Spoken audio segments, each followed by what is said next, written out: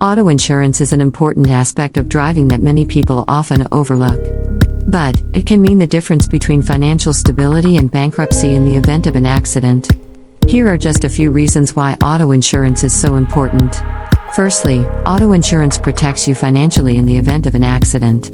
Without insurance, you could be responsible for paying for damages and medical expenses out of your own pocket, which can be incredibly expensive and potentially bankrupting. Secondly, in many countries, it is a legal requirement to have auto insurance. Driving without insurance can result in fines, license suspension, and even legal action. Thirdly, having insurance coverage can give you peace of mind while driving. Knowing that you have protection in situations such as theft, vandalism, or natural disasters can help you feel more secure on the road. Lastly, auto insurance can protect you from liability if you are responsible for causing an accident that results in property damage or injury to other people.